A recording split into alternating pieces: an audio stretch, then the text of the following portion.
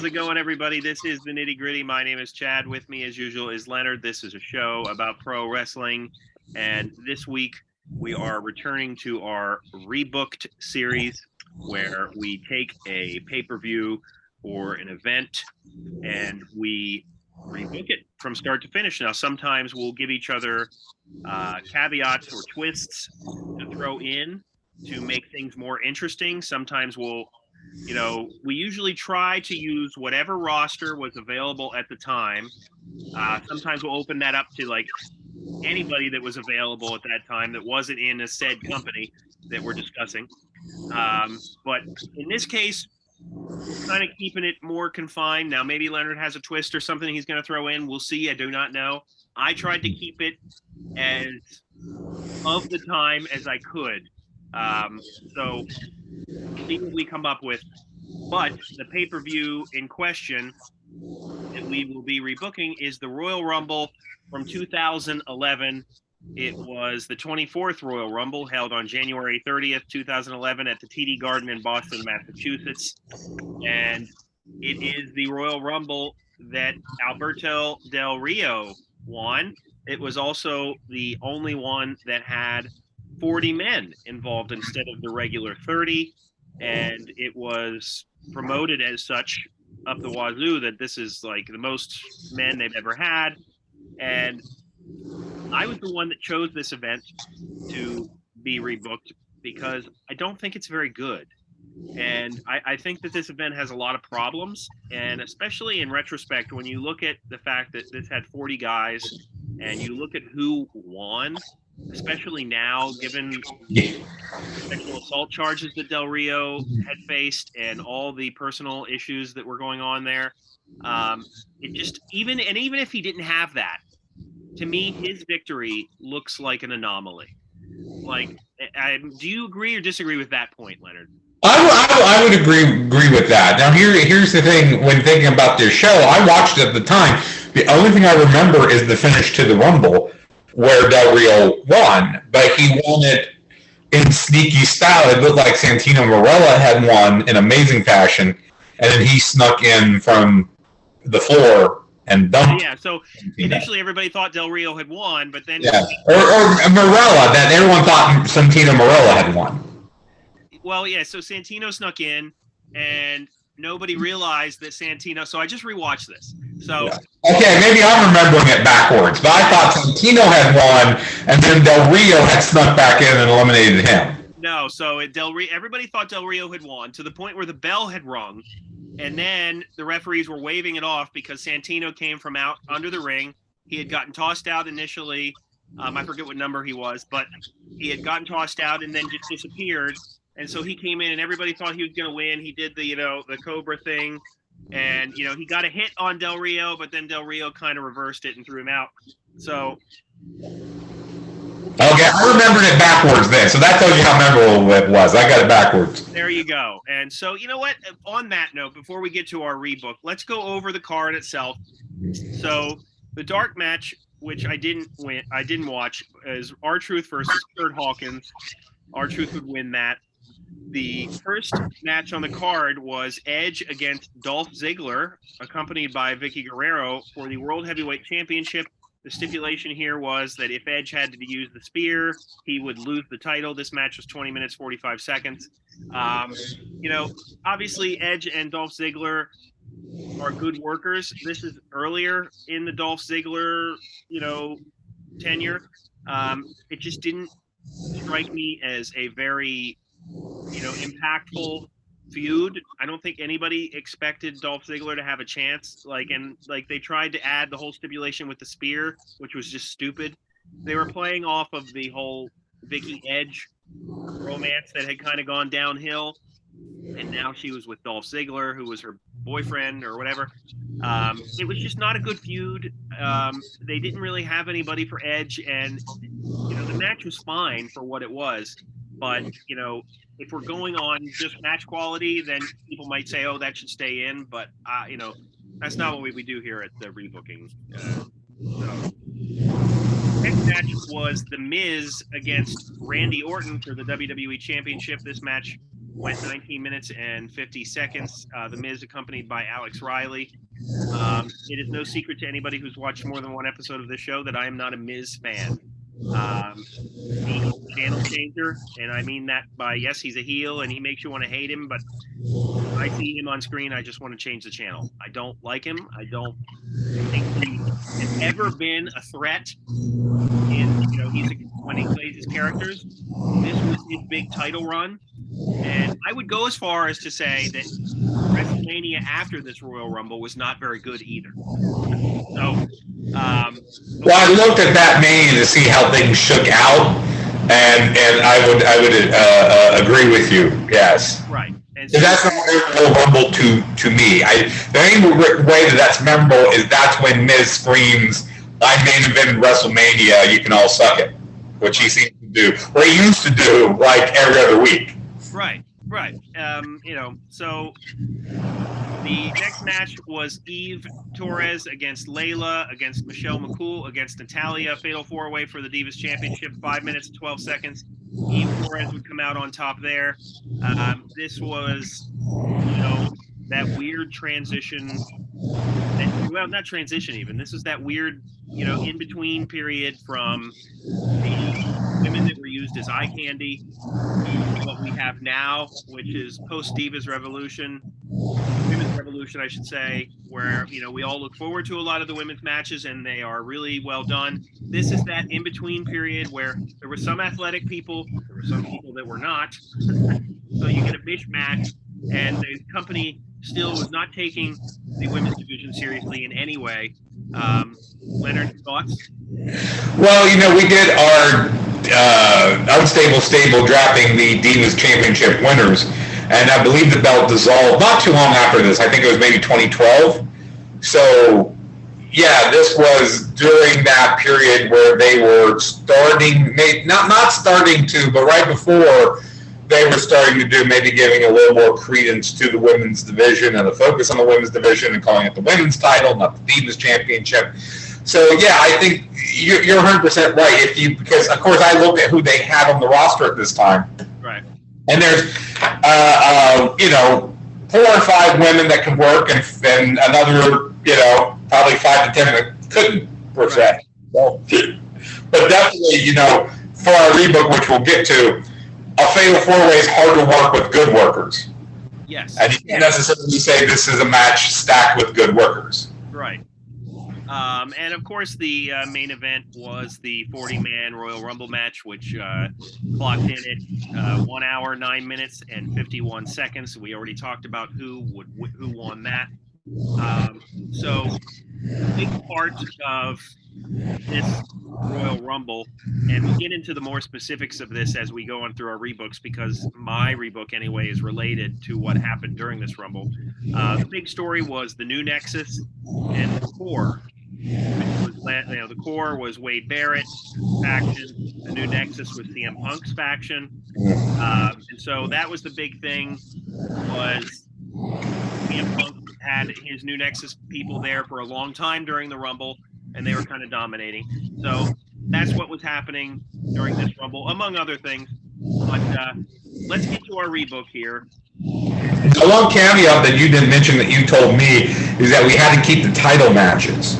Oh, yes, I did. You're right. Yes. So that's basically what I did. I just booked the show with the 3 title matches and the Rumble. And you did say I did not have to keep it at 40, so I went back to 30. Because I think 40 is way too many. It went way too long. If you look at Rumble, there are a ton of wastes of spaces, random dudes, Mason Ryan, Tyler Rex, guys who you do not remember even existed in this. So I think 30 is a good number. And so I took it back to 30. And it should be mentioned, they never did this again, aside from the special 50-man that was part of Crown Jewel, I think, in 2018. Which was just for that crowd and yes, meant nothing, and so yeah. So I think it says that they realized that 40 men was not a good idea. So I booked a traditional 30-man Rumble, and I do have a wrinkle. I did throw something in which we'll talk about when we get there.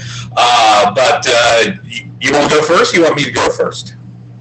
You know what? You go first. Let's give us your first match. So my first match, again, I kept the order with the title matches. So I have the World Heavyweight Championship title match.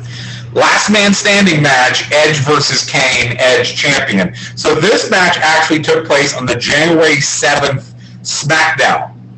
And Edge and Kane was the feud before Edge and Dolph Ziggler.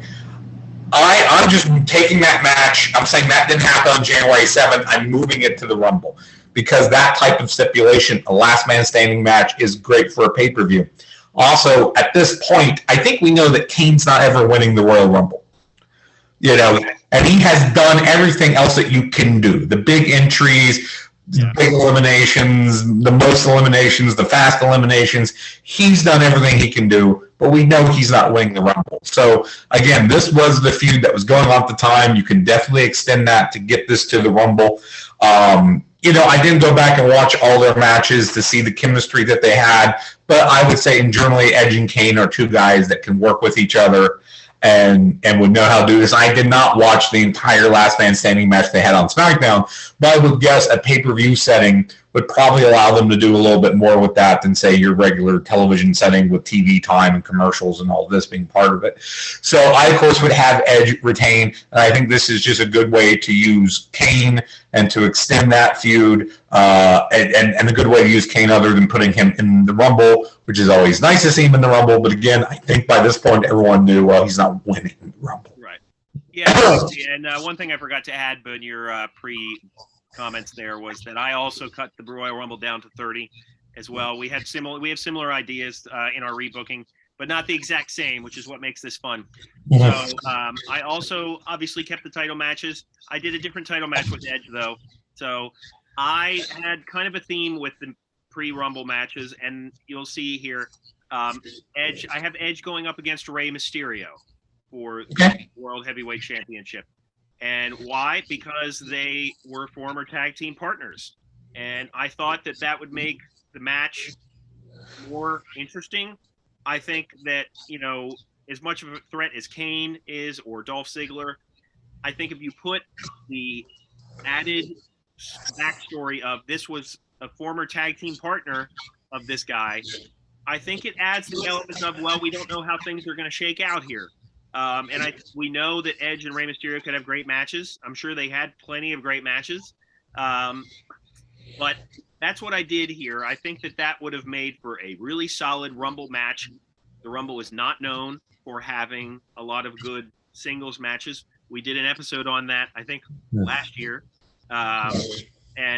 So that's what I wanted to do here. I wanted to give Edge an opponent that would give him a good match and that would provide maybe a little bit of an added backstory with their whole tag team situation that they had going on at one time. So I agree. I think that's a great. Again, I can't recall the Edge Mysterio matches off the top of my head, but on paper, that's a good matchup in the background that you mentioned. And again, I'm trying to remember. This was after Ray had won from the first spot, correct? Yes. Okay, so you've done that. So again, the idea of using someone who probably is not going to win again. Right. Or win at all, but who is still a top name for you and can still do something, you know. So you got that there with Ray. So again, next match, keeping it the same, WWE Championship match. The Miz, who is the champion, accompanied by Alex Riley, versus Booker T. So Booker T was in this Rumble. He and Diesel were the only two legends. Surprise entrance, you can say, that worked and being 40 men, that's kind of surprising that you only had two surprises. Yeah. So since Booker T actually worked the show, I felt he was totally legitimate to use because he was there and he picked it. And this isn't too long, you know, past Booker T's prime per se. He's still in shape. He can still work. And here's my theory to this. I think Randy Orton, who had the title shot here, I think he's better used in the Rumble. He's better used because he's a guy that you believe that could win it. So you kind of need a sacrificial lamb to get Miz over, and a legend like Booker T is great for that because you know, he's not regularly on the card, but he's someone that everyone knows, recognizes, former world champion, multiple-time world champion. So he's someone that can lose the Miz and it makes Miz look good, and it doesn't make Booker T look bad per se because he's not regularly working. Yeah. So this does not have to be long, maybe 10 minutes. Right. Booker T hits all his regular stuff. Alex Riley probably interferes or does something so Miz can cheat to win, and then afterwards, Riley eats the bookend, eats the scissors kick, whatever, and Booker T, poses in the ring afterwards. So Miz gets the win. Booker T gets some heat back by attacking Riley, and you wind up with something that I think most people might remember, the idea, hey, you remember when Booker T came back and fought the Miz as the Rumble? I think more people would remember that than, hey, remember when Booker T had a walk-on the 40-man Rumble that time. So that was just me trying to think, who do I want to sacrifice to Miz? And Booker T made the most sense because he's the guy that could take the most damage, and it's not going to hurt him any. Right. Well, no, I think that they'd be able to put on a decent short match, and I didn't comment on your Kane Edge match, and I think that would have been good too. I need to go back and watch their last man standing match that they had. And that is on YouTube because I was looking up to see what they had done because I was thinking that they had, feuded or worked around that period, and I was trying to figure out the timeline. And actually, that match is on YouTube. So I didn't watch the whole thing. I didn't have time to do that, but it is available. All right. So yeah, no, I think that would make a lot of sense. And just to comment, so Dolph Ziggler and Randy Orton were both in title matches, and then they came back for the Royal Rumble match. And I think that then their entrances kind of went over like a fart in church. Yeah. Well, it should be mentioned, I did not reuse anybody. If somebody worked earlier in the night, I did not use them for the Rumble. Right, which makes sense. It kind of took, I don't know, it takes a little bit out of the title matches when you do it that way. But I think with 30 guys, they had to reuse people. Right. All right, so my next match is kind of along the same lines as what you did with Kane and Edge. So it is The Miz versus John Morrison in a Falls Count Anywhere match for the WWE Championship. Why? Because at the previous pay-per-view, John Morrison won a number one contenders match for The Miz's title, and they had a match on Raw that was a Falls Count Anywhere match. I do not understand why they felt the need to put okay, so I get it in terms of Randy Orton's a bigger draw, but Miz and John Morrison, again, were former tag team partners. There's so much story there. Mm-hmm. And you can build this as a tag team, like you got that storyline twice. These guys are tag partners. These guys are former tag partners. You have a theme. Every man for himself, no friends, yes. That kind of thing, whatever.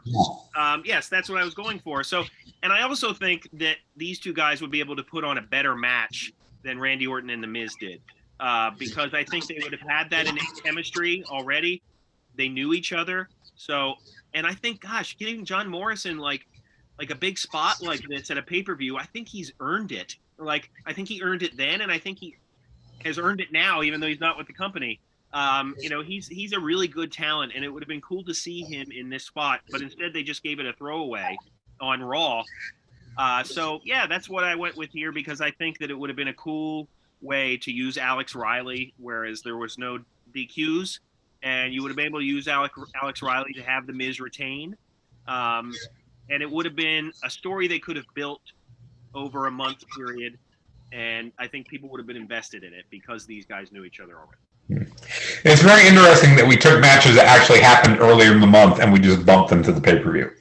Yeah, that's what I mean. That's I was wondering if we were going to have any crossover in this, but that's a good type of crossover. We didn't have the same thing, but not the same thing, the same concept, which maybe says that maybe they were burning too much good stuff on free TV. Yeah. So my next match is the Divas Championship match, and I was just trying to build the best match I could. So I have Natalya, who's the champion at the time, versus Gail Kim. So both of them were on Raw, and I kept the brand. I didn't go SmackDown to grab a woman. I stayed with Raw. Now, at the time, Gail Kim was being wasted. She was partnered with Daniel Bryan and was supposedly having an affair on him and was feuding with the Bella Twins because of this. And that's really a waste of Gail Kim. Gail Kim is probably the best worker that they had at the time, female worker that they had at the time. Natty was still growing. She wasn't that long in the company, but was still growing and developing and all this. So this is basically just me trying to figure out what's the best match I could have. And as I said earlier, not a fatal four-way. Just that Natty and Gail can go out there. And again, they're not going to give them a lot of time. I think you said the match was a little over 5 minutes that existed. Yeah. This would probably be a 5 to 7 minute match, and that's fine. I think they could do something with 5 to 7 minutes, make it just a passable match. So given if it wasn't you had to keep all the title matches, I probably wouldn't have kept the Divas Championship match. But since you did say that, I kept it, and I just went with the best matchup I thought I could put together just on paper, and that was probably Natalya and Gail Kim. Yeah, and I'm envious. I didn't even think about using Gail Kim, and I wish I had. But my next match is not the Divas match. I should add that. I did add a match to this. I didn't ask if you did any matches or not. But no, I did not. I just kept with what, and I don't fault you for adding anything.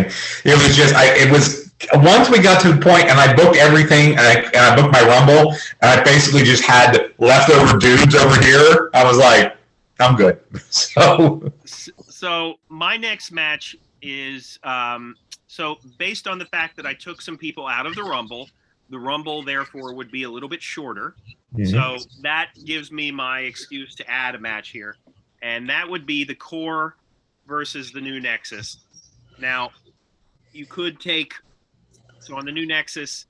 They had Mason Ryan and Husky Harris, who would obviously become Bray Wyatt, and David Otunga. So the Core had Heath Slater, Justin Gabriel, and Ezekiel Jackson, Wade Barrett. Now, they say in commentary, Matt Stryker specifically says that the Core was an equal group. Everybody was equal, whereas the New Nexus, they were obviously under CM Punk. So that's why if I'm taking some of those guys out who really are just added, then I would have this match. It could be a 3-on-3, and you could even have Punk and Barrett in shark cages. How about gold shark cages? That's excellent. Are they above the ring? Are they hanging above the ring? Absolutely. I think that's great because then they could they're facing each other and they could complain and yell at each other across the. I like it even more now. The ring, yeah. So basically, whoever would win here, you could have this go 2 different ways.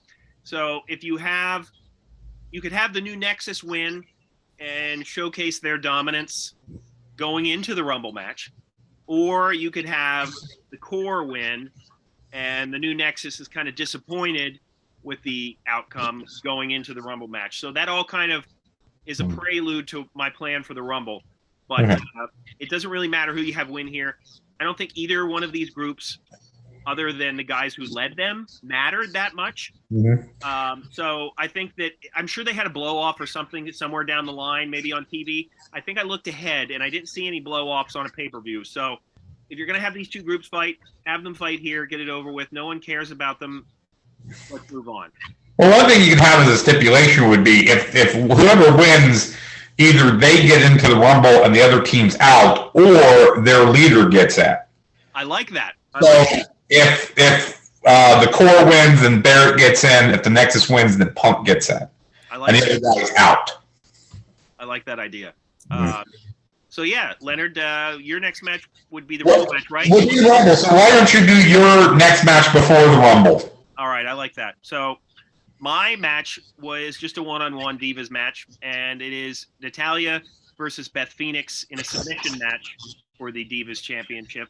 And I think these two were partners on and off around this time.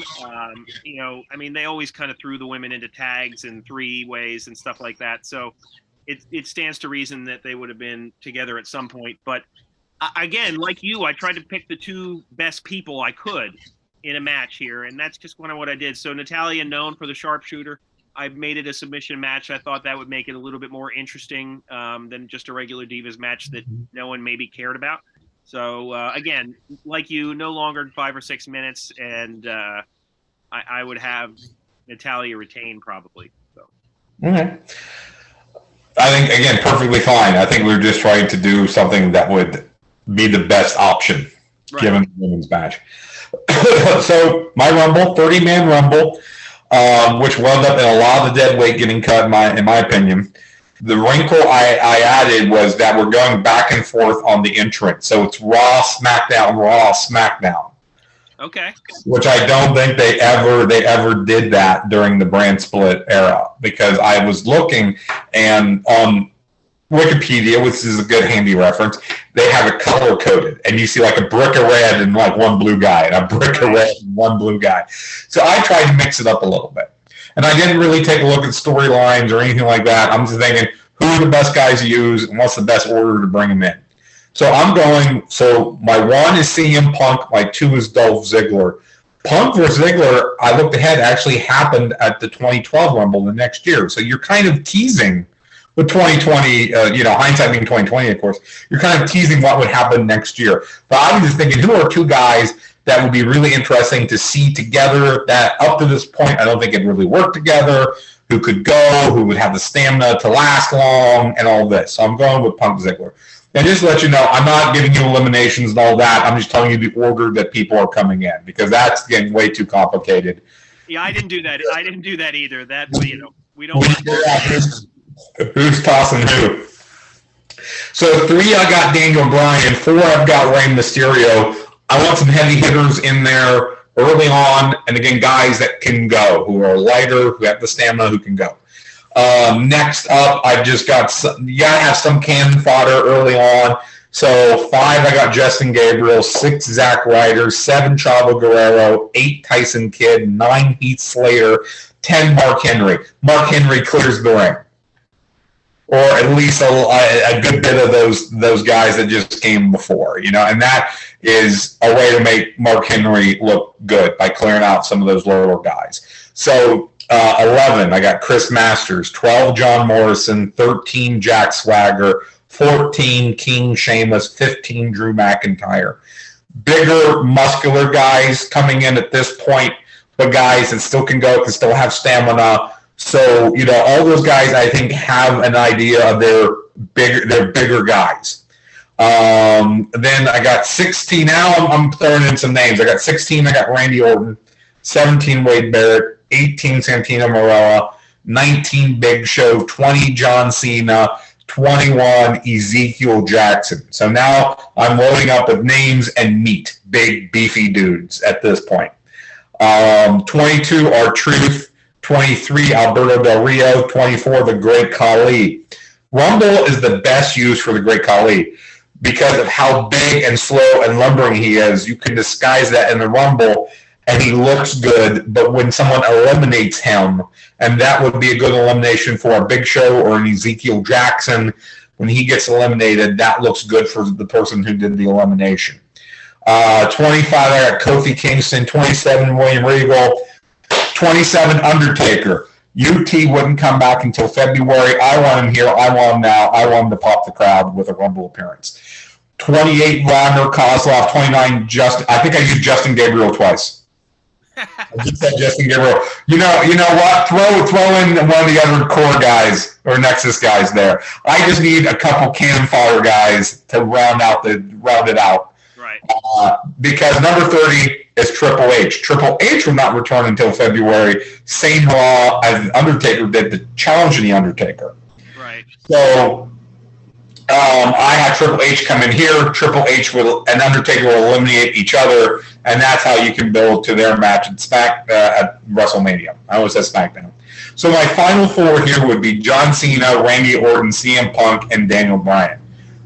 Outside of Undertaker and Triple H, those are probably your top 4 names for who the WWE had at the time, basically.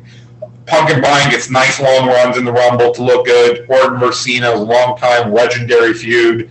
So, I think I have them pair off. So you get a little bit of Cena Orton, a little bit Punk Bryan. Who it comes down to is fine. I have John Cena winning because you got Cena Miz at WrestleMania anyway. So why not just because the alternative was Del Rio won and he got the match with Edge.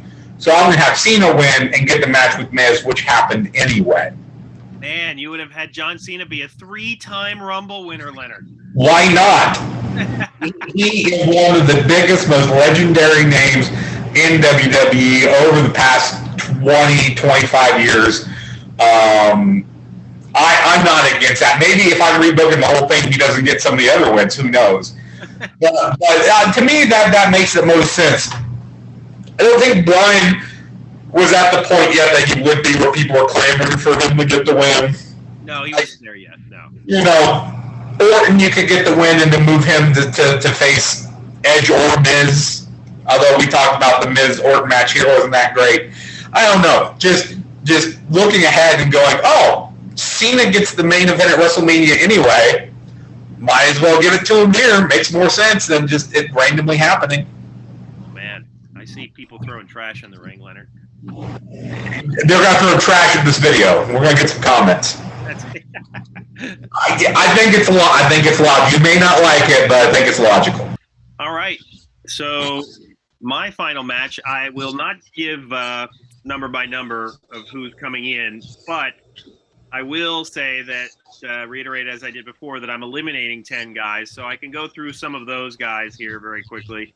I would say you can take out Justin Gabriel, Yoshitatsu, JTG, Michael McGillicuddy, Chris Masters, Tyler Rex, Vladimir Kozlov, Hornswoggle, Tyson Kidd,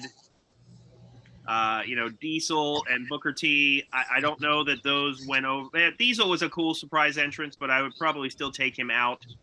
Yeah, I thought a lot about keeping Diesel or using him somewhere else, and then ultimately I figured it wasn't worth it. I do remember him getting a nice pop, but it's the nostalgia pop, especially considering he came out as Diesel. He did not come out as Kevin Nash. Right. And he had the old outfit on and the hair dyed, and it looked like Diesel, and that's what got over. Yes, absolutely. So I would take out 10 guys that were really no point to being there. I like your idea of bringing in The Undertaker and Triple H as people in the ring. One thing to mention, I don't know if you got him. I looked at Christian. Christian was injured at this time and wouldn't be back for another month. So I did want to use Christian, but because in real life he had not returned from injury, because Triple H and Undertaker were just sitting over here waiting. Right. They were viable to use, but Christian was not. So I looked at him, but I didn't use him. No, yeah, I did not use Christian. But I think using The Undertaker and Triple H would make sense. It would certainly, when you add guys like that, like it certainly adds more weight to who wins if there's other people in there that are conceivably a threat. So my idea for this Rumble is that based on the Core versus New Nexus match, you could have it go one of two ways. You could have the New Nexus win that match, and then what happens in the actual Rumble is Punk and Daniel Bryan started out, which is actually really interesting when you think about their history together. The fact that they started out this Rumble was actually really cool to me. And one of the things I really hate about the pay-per-view is the commentary. This is in the era, we haven't talked about this yet, Leonard. This is in the era where Michael Cole was ultra heel Michael Cole, and he was playing the Raw anonymous general manager thing with the laptop. That was this era. And like he's feuding with Jerry Lawler and all that jazz. So I hated the commentary here. And, Matt Stryker was on commentary as well. I didn't mind him, but he comes on and he said the internet's loving this matchup when Punk and Bryan started it out. And then Michael Cole said, who cares about the internet? Right. And it was just kind of like, it just spoke to me like this is Vince McMahon through and through saying, who cares about the history here? Mm-hmm. These guys did before. And, some people might not have a problem with that. But I think as we look on it now, the fact that these two guys did start together in this Rumble is a cool thing, even though we don't remember it. Yeah, and again, I was very keen about keeping that until I came up with my idea of going Raw SmackDown, so that's why Bryan came in 3, but then I had them both being there at the end. Right. So I would keep that as the start, and so you could have, being that this is cut down to 30, you could have like the New Nexus doing their same dominating thing where they're protecting CM Punk and to win. And basically, I'll just say I have CM Punk winning the Royal Rumble here, because in my opinion, and you know what, me having him win, Leonard, would change wrestling history. I don't know if you thought about this or looked this far ahead, but it would change wrestling history forever, because in June of 2011 would be the CM Punk pipe bomb promo. Mm-hmm. So that still happened. Exactly. So if he won the Rumble here and then went on to WrestleMania, would he still have given that same promo?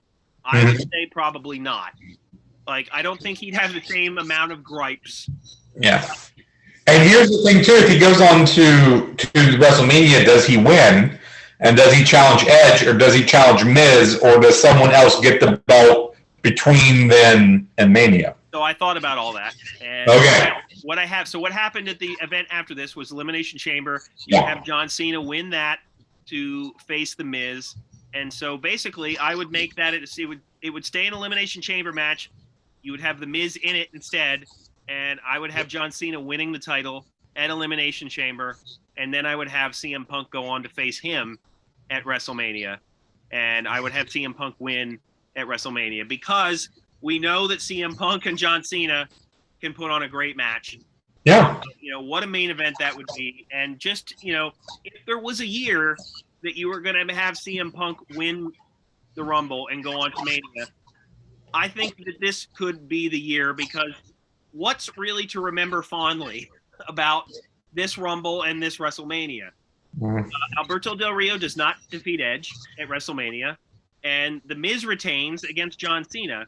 So, other than the Undertaker Triple H match, which was very good, that Mania wasn't that memorable. So, how do we make it memorable? Well, you would have CM Punk win, because I think he had a lot of momentum as a heel here.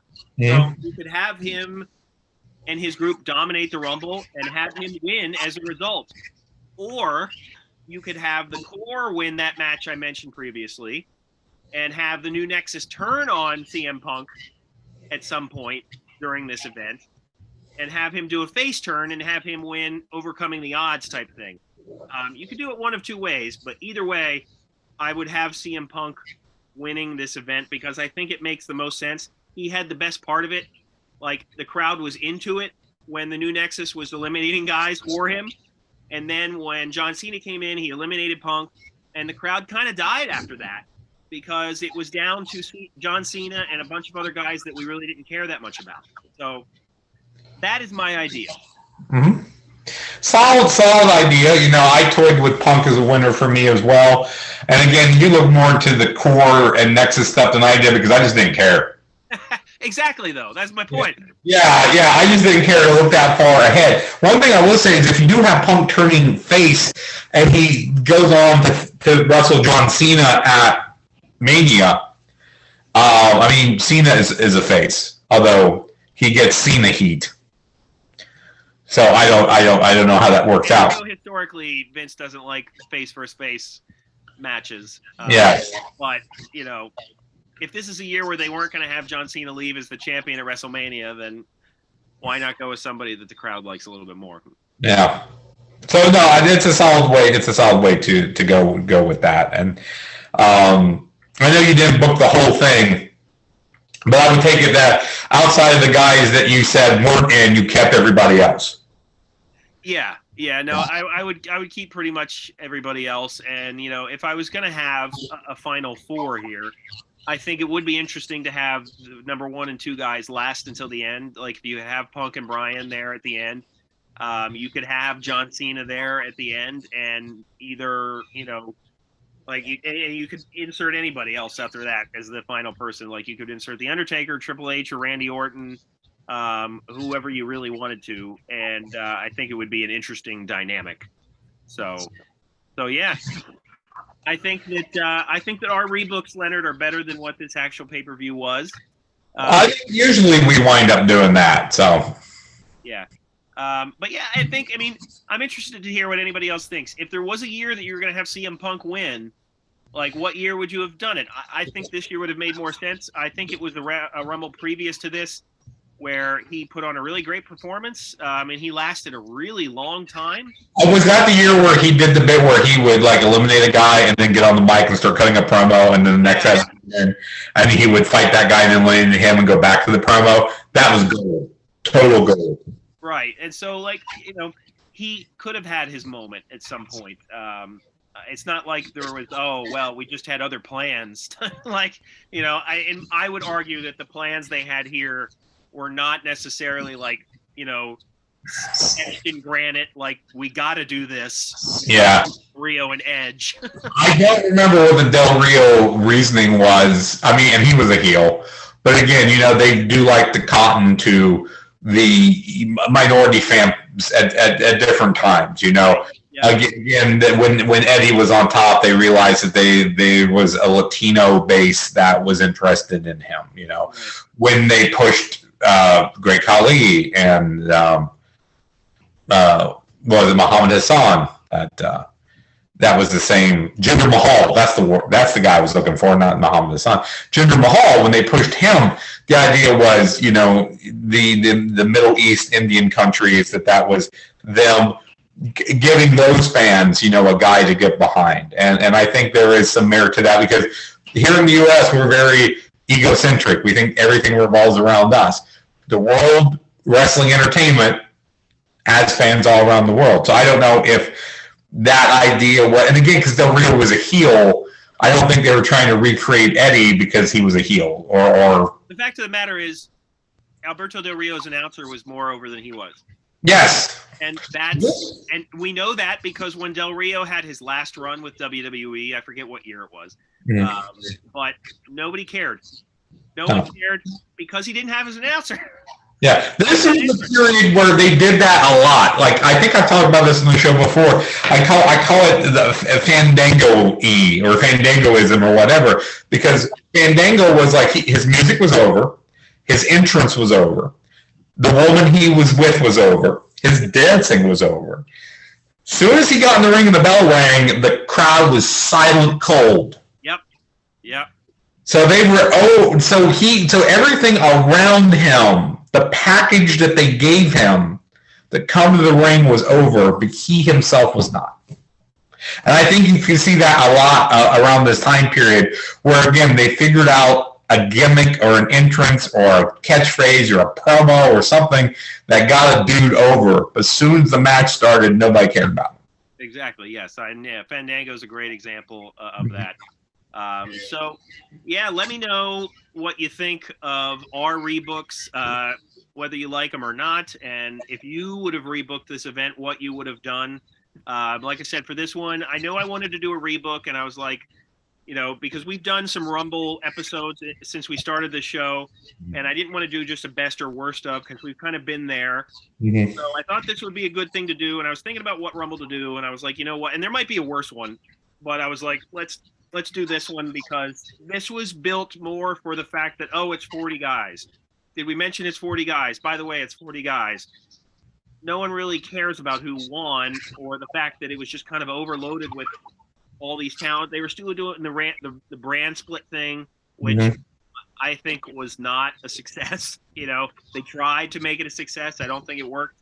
Well, it ended that summer. I think August was when it ended, and they brought it back again in 2016, and they played with it, but I don't think it ever worked.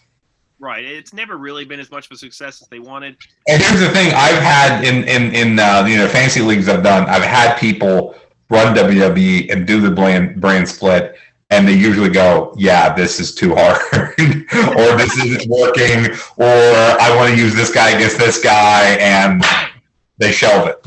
Yeah. Yeah. And like I said, I just can't state enough how much I hated the commentary. Like Michael Cole was just over the top with his heelishness. So anybody that has revisited this Rumble, and I have, Leonard, by the way, been finding myself revisiting many Rumble matches recently, gearing up for the Rumble that's on the horizon. I am excited. I always find myself getting excited, Leonard, for this event. And then over the past decade, most of the time it disappointed me. The one that didn't was the one that Drew McIntyre won. That one I thought was actually very good. But I'm anxious to see what happens here. Apparently, the Rock, the rumor that they're trying to float now is that the Rock didn't accept because it didn't work out schedule-wise, but he's open to it in the future. And it's just hilarious to look at some of the comments of people who are just like, yeah, I'm still expecting it to happen anyway. Yeah. Well, because they do that so much. It's calling the bluff. But Rock versus Reigns supposedly was going to happen the past, 8 years? They've talked about it for a long time, and here's the thing. Let's say The Rock isn't coming back and they have to go with somebody else. There really is, well, not one. There's probably 2 people that they could go with, and I don't know if that's a WrestleMania headlining thing, and that would be either Cody Rhodes, who we know is coming back for sure, yeah, or who's the most over person in the company right now. It's not Roman Reigns, it's Sami freaking Zayn. Mm-hmm. And that storyline is still ongoing as I speak. So I don't know. I know they're building to something big with Cody Rhodes at some point. I don't know if they're going to do that this year or not. I think they want that big headlining match. So I'm anxious to see. Leonard, do you have any predictions? Who do you think is going to win? No, because I'm not even sure who they're going to put in it. I think Cody is maybe the best idea I would have right now at this time. I think Sami winning it would be a hell of a pop. Yeah. I think that would be, because it would be a surprise pop, because I think, as you said, he's the most over, but I don't think anyone would believe that he could win the Rumble. What I've heard is that they might be going with him and Kevin Owens to do a tag team run. And to me, that would be a waste, because he's done so much to get over in this bloodline storyline that has been going on forever. Mm-hmm. To me, it would just be gosh, if you're going to push the guy to the moon, this is the time to do it. But that's why they don't hire us as writers, Leonard. No, and I've heard tons of rumors that CM Punk is going to be a surprise, and Nick Aldis is going to be a surprise. But Aldis, I think, is highly likely, and I think he is like when they brought AJ Styles in, and I know a lot of people were like, well, nobody knows who AJ Styles is. And then he got a crazy pop when he come out. I think the same thing could happen for Nick Aldis.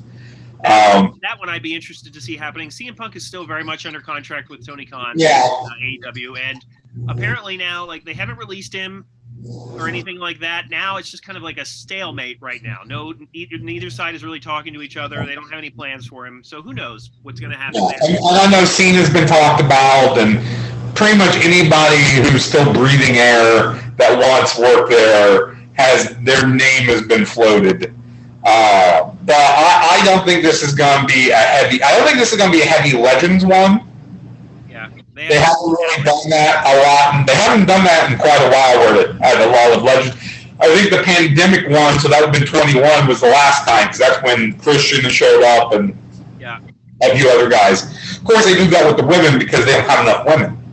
Correct. Yeah.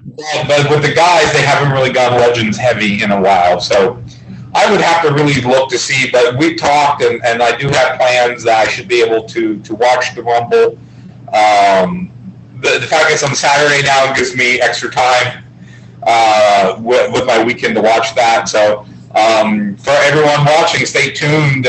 We are probably going to be taking a look at the 2023 Rumble at some point. Yeah, and I think that if there is an NXT entrant, I think that it's probably time for them to put Braun Breaker in the main roster. That would be Rick Steiner's son, and he's been the champ there for a while, so I would say he's about ready. But I'm anxious to watch it. I'm anxious to review it with you, and like I said, let us know what you think, what you're looking forward to in that Rumble. And my name is Chad. Check us out on anywhere you can find podcasts, and comment, subscribe to our content. See you next week, and Alexa will see you out.